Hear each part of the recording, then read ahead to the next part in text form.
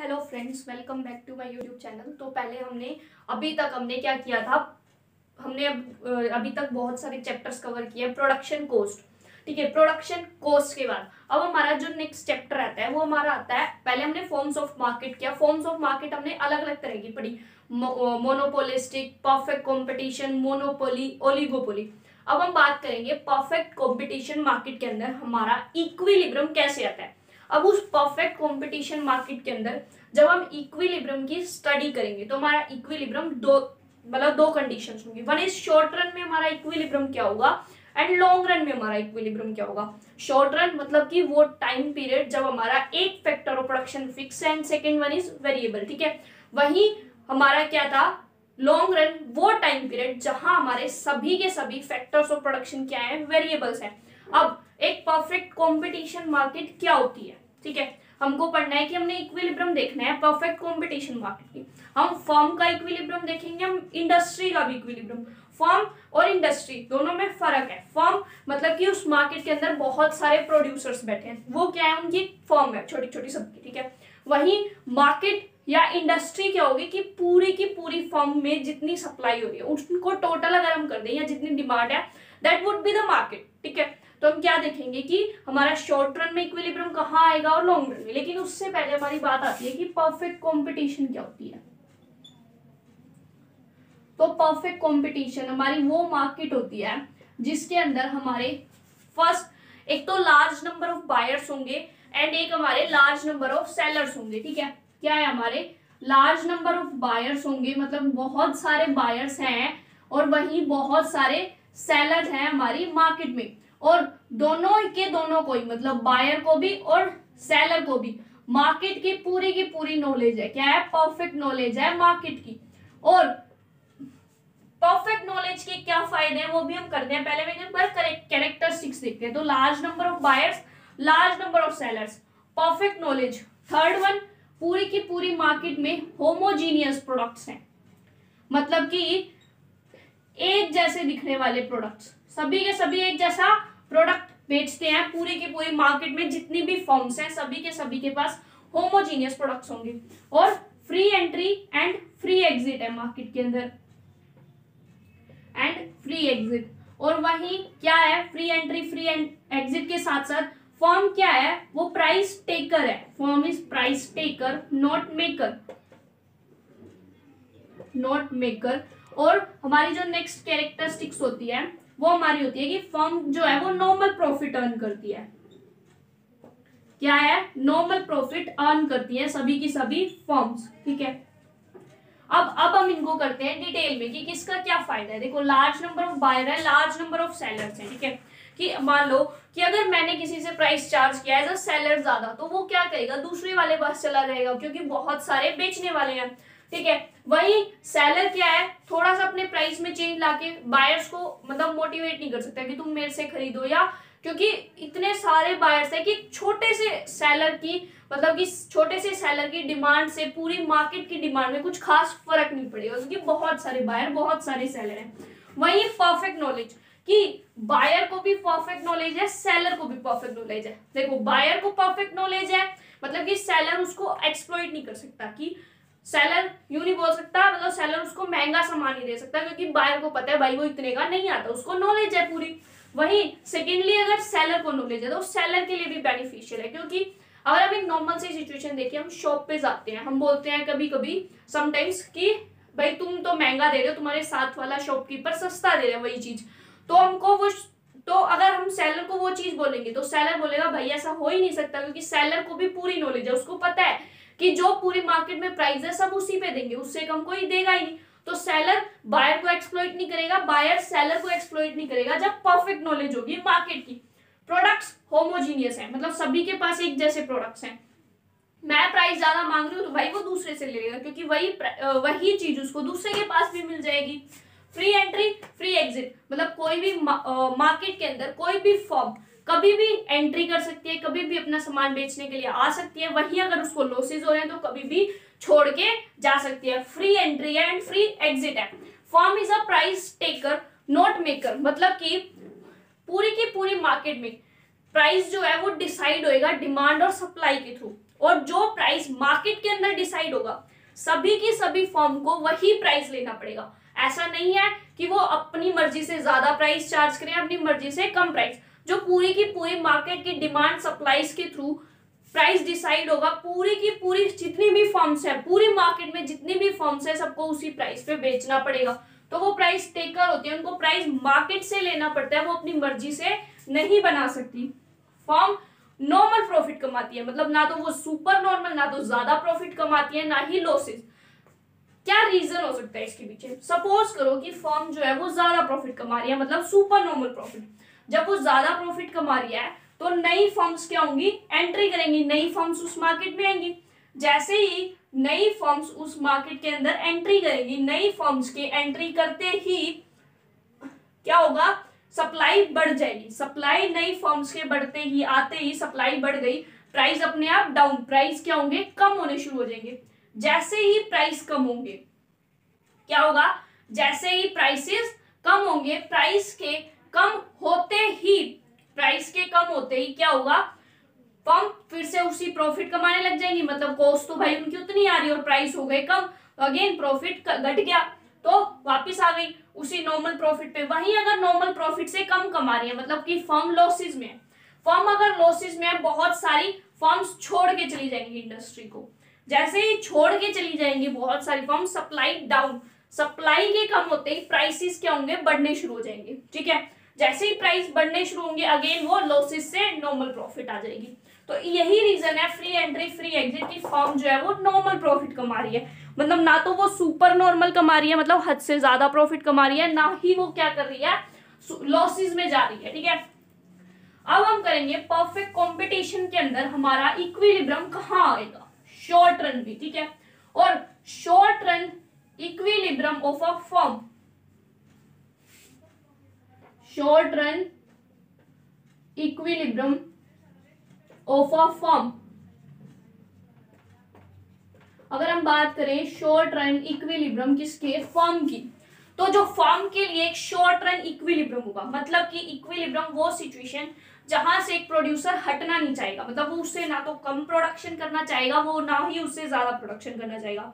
तो ऐसी सिचुएशन कब होगी? जब उसको सबसे ज्यादा प्रॉफिट मिल रहा होगा। ऑब्वियस सी बात है कि कोई भी प्रोड्यूसर उस मतलब कि उस सिचुएशन से ना हटना चाहे कि ना मैं इससे कम प्रोडक्शन करूंगा, ना मैं इससे ज्यादा प्रोडक्शन करूंगा। वो कौन सी सिचुएशन होगी? वो वही तो सिचुएशन होगी जहां पे वो प्रॉफिट कमा रहा होगा। तो short run equilibrium of a firm को हम बोलते हैं प्रोड्यूसर इक्विलिब्रियम भी बोला जाता है। कि क्या? Producer equilibrium. मतलब कि एक प्रोड्यूसर के लिए सबसे ज्यादा कौन सी सिचुएशन है जहां पे वो बैलेंस है, मतलब ना वो उससे कम प्रोड्यूस करना चाहता है, ना वो उससे ज्यादा प्रोड्यूस करना चाहता है। तो नॉर्मल सी बात है, कोई भी है, suppose I am a producer, ठीक है, मुझे कुछ प्रोड्यूस करना है, and what would be the equilibrium, कि मेरे लिए इक्विलिब्रियम की सिचुएशन कौन सी होगी? जहां पर मुझे मैक्सिमम प्रॉफिट मिल रहा होगा। मेरे लिए प्रॉफिट कब होगा? ठीक है, मेरे लिए प्रॉफिट कब होगा? मेरे लिए प्रॉफिट तभी होगा जब मैं जितने का सामान बेच रही हूँ, मतलब कि मैं जितने का सामान बेच रही हूँ वो ज्यादा है बजाय कि जितने का मुझे उस पर कॉस्ट आ रही है। ठीक है, सपोज मैं ये मार्कर बना के बेच रही हूँ, मुझे ये मार्कर मेरा 20 रुपए का बिक रहा है और मेरी कॉस्ट इस पे 5 रुपए आ रही है। 20 का बिक रहा है, कॉस्ट मेरी 5 रुपए, तो 15 रुपए बीच में क्या है? प्रॉफिट है। तो जहां पे ये प्रॉफिट सबसे ज्यादा होगा प्रोड्यूसर उस सिचुएशन पे खुश रहेगा। ठीक है, तो इसीलिए हम कहते हैं कि हम डिसाइड करते हैं टोटल रेवेन्यू और टोटल कॉस्ट के थ्रू कि एक प्रोड्यूसर के लिए सबसे बढ़िया इक्विलिब्रियम होगा जहां पे उसका टोटल रेवेन्यू क्या होगा? ज्यादा होगा। क्या होगा? टोटल रेवेन्यू ज्यादा होगा। किससे? टोटल कॉस्ट से। मतलब उसका रेवेन्यू क्या होगा? ज्यादा, कॉस्ट से मतलब रेवेन्यू और कॉस्ट के बीच में मैक्सिमम गैप होगा। ठीक है, मतलब रेवेन्यू ज्यादा एंड कॉस्ट कम। तो अगर हम टीआरटीसी अप्रोच भी बोलते हैं इसकी, कि प्रोड्यूसर इक्विलिब्रियम थ्रू टीआरटीसी अप्रोच। वहीं अगर हम short run equilibrium of firm की बात करें तो वो भी एक यही है। ठीक है, तो क्या होगा? टीआरटीसी। ठीक है, प्रोड्यूसर इक्विलिब्रियम, टीआरटीसी के थ्रू प्रोड्यूसर का इक्विलिब्रियम कहाँ होगा? ठीक है, अगर हम एक नॉर्मल सी मार्केट की बात करें, मतलब हम नहीं बता रहे कि वो परफेक्ट कंपटीशन है, कौन सी मार्केट है। देखो टीआरटीसी, टोटल रेवेन्यू क्या होता है, टोटल कॉस्ट क्या होती है।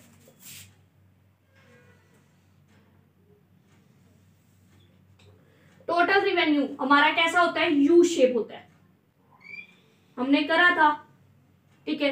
ये हमारा होता है टोटल रिवेन्यू। अगर हम शॉर्ट रन इक्विलिब्रियम की बात करें तो हमारा टीसी कभी भी जीरो से स्टार्ट नहीं होता, टीसी हमेशा ऊपर से स्टार्ट होता है, क्योंकि कुछ ना कुछ फिक्स कॉस्ट जरूर आती है। और इसीलिए अगर हम शॉर्ट रन की बात कर रहे हैं तो टीसी हमारा कभी भी जीरो से शुरू नहीं होगा। सपोज हमारा टीसी यहां से शुरू हो रहा है, ठीक है, और टीसी हमारा कैसे होता है, टीसी हमारा होता है इनवर्स एस शेप। उसकी शेप कैसे होती है टीसी की, इनवर्स एस, ठीक है, ठीक है। Suppose this is our TC. अब अगर हम देखें तो ये भी गैप है, ठीक है,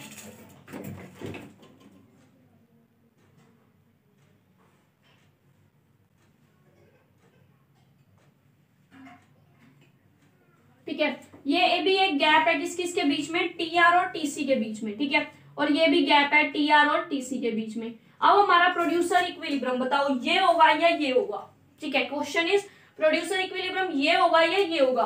अच्छा, ये तो हमारा हो गया zero, this is X and Y, ये हमारा क्या हो जाएगा आउटपुट, और यहाँ पे हम क्या शो करेंगे, रिवेन्यू एंड कॉस्ट, क्योंकि हम एक टीआर दिखा रहे हैं और एक टीसी। तो क्वेश्चन है कि हमारा इक्विलिब्रियम ये होगा या इक्विलिब्रियम ये पूरा होगा। तो हमारा इक्विलिब्रियम देखो यहाँ पे भी हमारा टीआर टीसी में गैप है। हमने पढ़ा था कि हमारा इक्विलिब्रियम अकॉर्डिंग टू मतलब कि बुक्स के अगर देखें तो हमारा जहां पे टीआर टीसी में मैक्सिमम गैप है वो हमारा इक्विलिब्रियम है। यहाँ भी गैप है एंड गैप यहाँ भी है, तो ये वाली सिचुएशन इक्विलिब्रियम है या ये वाली। देखो अगर हम यहाँ देखें, यहाँ पे हमारी क्या है, ये लाइन कौन सी है, यहाँ पे ये टीसी, और ये वाली लाइन कौन सी है, टीआर। मतलब कि टीसी बड़ी है ना टीआर से, टीसी क्या है, ग्रेटर देन टीआर है, TC is greater than TR. मतलब एक प्रोड्यूसर की कॉस्ट ज्यादा आ रही है, उसका खुद का खर्चा ज्यादा हो रहा है, जबकि वो उस चीज से कमा कम रहा है। वो खर्चा ज्यादा कर रहा है, कमा कम रहा है। जब वो खर्चा ज्यादा कमा कम रहा है भाई, वो तो लॉस है, वो कोई प्रॉफिट थोड़ी है। तो इक्विलिब्रियम ये नहीं होगा, इक्विलिब्रियम होगा ये, क्योंकि यहाँ पे ये कौन सी है, टीआर, और ये कौन सी है, टीसी। क्या है हमारा, टीआर जो है वो बड़ा है किससे, टीसी से। मतलब एक प्रोड्यूसर कमा ज्यादा रहा है, वहीं उसकी कॉस्ट कम आ रही है, तो ये टीआर टीसी के थ्रू हमारा ये होता है प्रोड्यूसर इक्विलिब्रियम, ठीक है। जनरली हम टीआर टीसी के थ्रू अगर हम जैसे अब हम परफेक्ट कंपटीशन की स्टडी करेंगे इक्विलिब्रियम, तो हम एमआर एमसी की हेल्प लेते हैं। तो वो एमआर क्या है, एमसी क्या है, वहां तक हम बाद में आते हैं। अभी तक हमने पढ़ा टीआर टीसी के बीच में जहां पे मैक्सिमम गैप होगा that would be our profit, ठीक है। तो हमारा प्रॉफिट को हम किससे डिनोट करते हैं, पाई से, ठीक है। तो pi equal to TR minus TC, ठीक है। क्या हो जाएगा हमारा, टीआर माइनस टीसी। अगर हम इस पूरी इक्वेशन को, अब इकोनॉमिक्स के लिए मैथ्स तो बड़ी जरूरी है, अगर हम इस पूरी इक्वेशन को डिफरेंशिएट करें with respect to Q, quantity मतलब विद रिस्पेक्ट टू आउटपुट, अगर हम इस इक्वेशन को डिफरेंशिएट करें,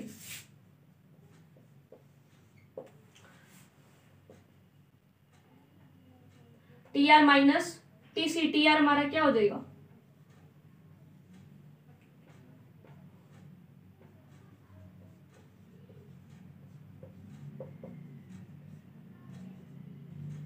ठीक है। हमने इस इक्वेशन को डिफरेंशिएट किया किसके रिस्पेक्ट में, विद रिस्पेक्ट टू क्यू, ठीक है।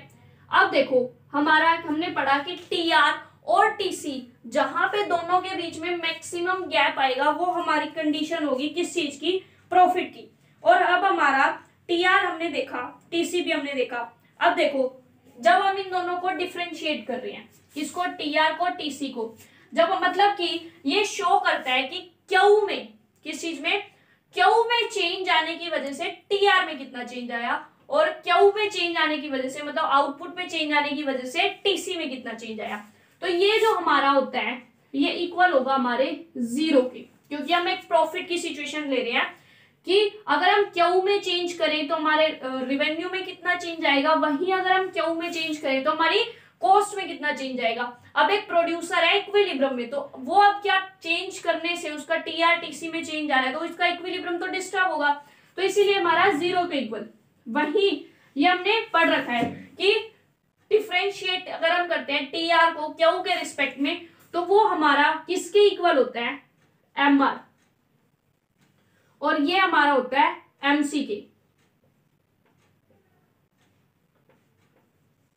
तो M R minus MC equals to 0, मतलब कि marginal revenue minus marginal cost किसके इक्वल होगा, 0 के। वही marginal revenue minus marginal cost 0, marginal revenue equals to marginal cost को उधर ले जाओ, मतलब 0 प्लस एमसी, तो M R equal to MC. तो हमारी प्रॉफिट कब होता है, हमारा प्रॉफिट मतलब ये इक्विलिब्रियम तब भी आता है जब हमारा एम आर होगा एमसी के इक्वल, और इसी को हम बोलते हैं एम आर एमसी अप्रोच। तो अब हम करते हैं एम आर को एमसी के इक्वल प्रूव, ठीक है। और इसी को हम क्या बोलेंगे, short run equilibrium of a firm, मतलब कि एक फर्म का शॉर्ट रन इक्विलिब्रियम क्या होगा।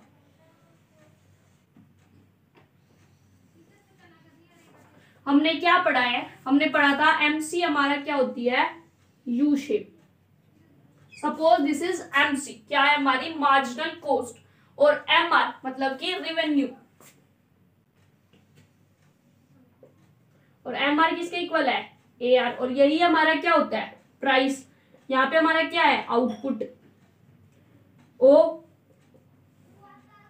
ठीक है। तो अब हमारा प्रोड्यूसर के लिए इक्विलिब्रियम, या अगर हम कहें कि इक्विलिब्रियम एक फर्म के लिए कौन सा होगा, तो हमने पढ़ा कि जहां पे एम आर एमसी के इक्वल होगा, कहा, जहां पे एम आर एमसी के इक्वल होगा। अब हमारा एम आर एमसी के इक्वल इस पॉइंट पे भी है और इस पॉइंट पे, let's name this A and let's name this B.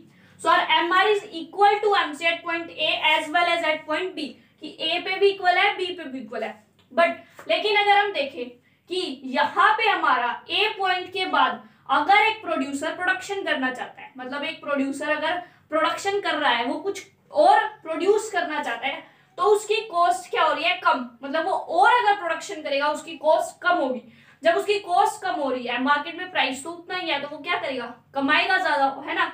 तो इसीलिए एक प्रोड्यूसर क्या होता है, वो यहाँ आके रुकेगा नहीं, क्योंकि उसकी अभी भी कॉस्ट कम हो रही है प्रोडक्शन करने से। तो अभी भी जब उसकी कॉस्ट कम हो रही है, वो प्रोडक्शन करता जाएगा। फिर यहाँ पे हमारा एम आर एमसी के इक्वल है, और यहाँ आने के बाद हमारा एमसी राइज करना शुरू है, मतलब कि इस पॉइंट के बाद जैसे ही प्रोड्यूसर ने अपना क्या करा, प्रोडक्शन और करने का सोचा, मतलब वो और ज्यादा अगर प्रोडक्शन करना चाहेगा तो उसकी कॉस्ट बढ़ेगी, क्योंकि हमारी एमसी क्या होती है, एडिशनल एक यूनिट पे एडिशनल कितनी कॉस्ट आती है। तो जैसे ही वो एडिशनल यूनिट प्रोड्यूस करेगा, उसकी एडिशनल कॉस्ट बढ़ने लगेगी।